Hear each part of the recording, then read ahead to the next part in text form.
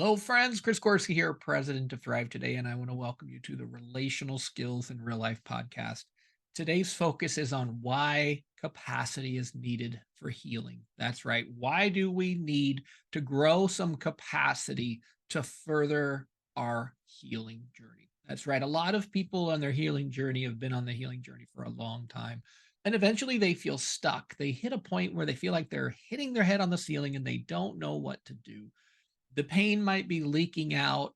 Pain is all they can think about. They might be flooded by unresolved pain. Their identity even can form around healing from pain. And so there's lots of reasons why our healing stalls out, but capacity tends to be one of the big reasons. And so today we're going to focus on a friend of mine and her story of how growing capacity transformed her healing journey. It really opened the floodgates for her healing. So I'm glad you're here. And this is a very captivating, compelling topic because ultimately all of us can benefit from learning about capacity and how to grow more capacity and why often later in life, certain unresolved pain starts to surface, and we think to ourselves, "Why is this pain coming up now? I'm happier than I've ever been. Things are going well. Why is this pain coming up?" Well, friends, it's because of capacity. So when you start to grow emotional capacity, you can carry more weight. And so oftentimes there's just the right amount of stability or relationships and joy or relational skills, just enough that your brain says, "Oh, okay, now you've got some strength. Now let's deal with this pain that's been on the back shelf for a while." So capacity really does set the stage and set the tone for our healing journey. And we're going to look at my friend's story here. I had a friend, she had basically spent her life working through childhood trauma. She had really a lot of hard stuff, a lot of difficult stuff that happened to her growing up, and she wanted healing. So she saw a number of counselors and therapists, a lot of ministries trying to get the right amount of prayer and support and counseling and therapy to be able to work through the pain. And she actually grew quite a bit as she was going down this road and getting healing. But eventually her healing stalled.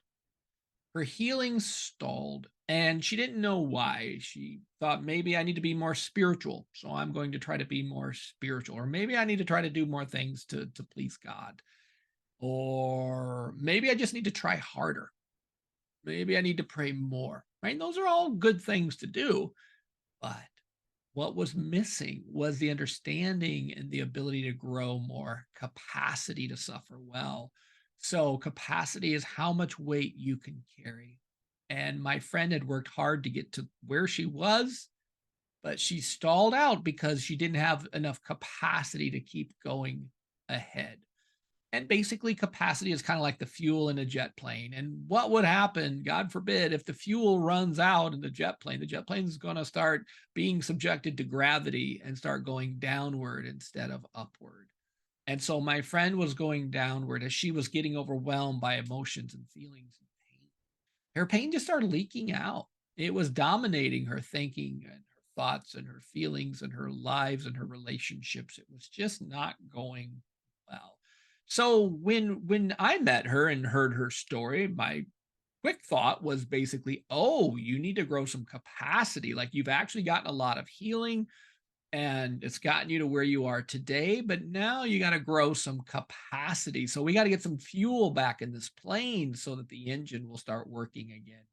So she was getting overwhelmed because she lacked capacity to manage what she's feeling and to carry what she's trying to carry, which explained why she was getting more depressed and more anxious. And really, she was just locked in enemy mode and couldn't get her relational brain back online. Intrusive thoughts and feelings were just leaking into her life. So I said, let's focus on growing some capacity for a while. And this was a bit of a new thought because she thought, why, why do I need capacity? I have faith. God's with me. Why do I need capacity? And I pointed out that in the scripture that there are times Jesus was with the disciples and they still did some pretty bad things. They still reacted out of fear and they went into enemy mode and they still said and did some things that didn't reflect their hearts. And we could think about Peter and how he denied Jesus, even though he said he would never deny the one.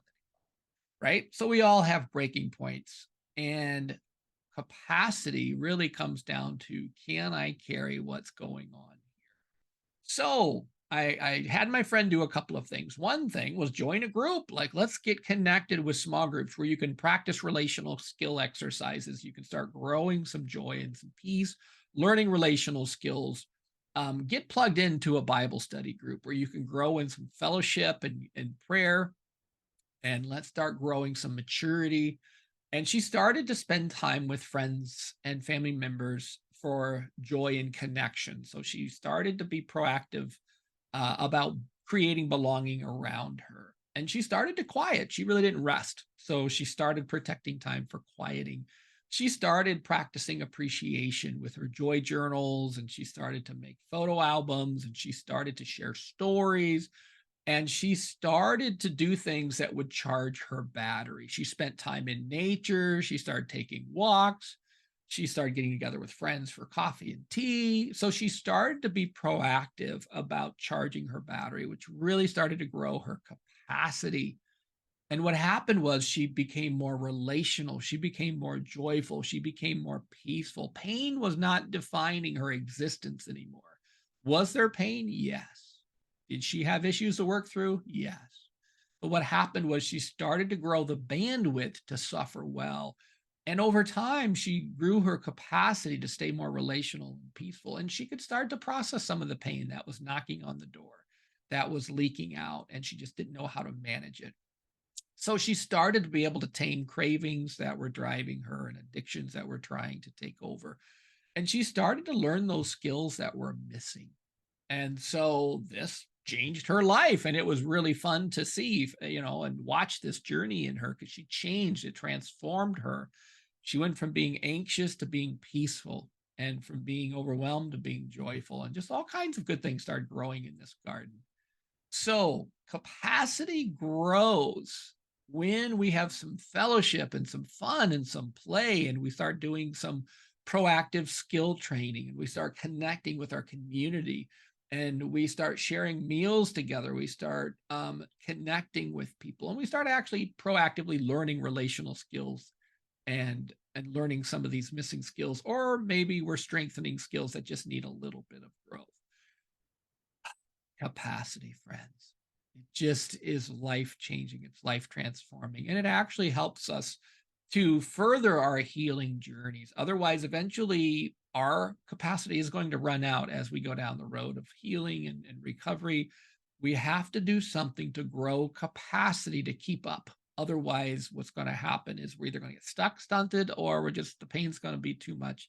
And we're going to start gravitating toward ways of making the pain stop, which are often non relational. So good stuff. I hope this inspires you, and I hope it gives you a little bit of a lens that the healing journey is not just about getting rocks out of your shoes and recovering from all the pain and the trauma. We have to do something to proactively grow our capacity to suffer well. So good stuff. For more resources on this, we have a webinar healing series that's really helpful. You can learn more about healing. We have a Foundational 5 introductory course, which is a really great resource for looking at the skills that grow our capacity. And you'll find links for these resources in our episode here. So may this be the start of something good for you as you start doing the things to relationally, emotionally, mentally, and spiritually grow your capacity to be the best version of yourself.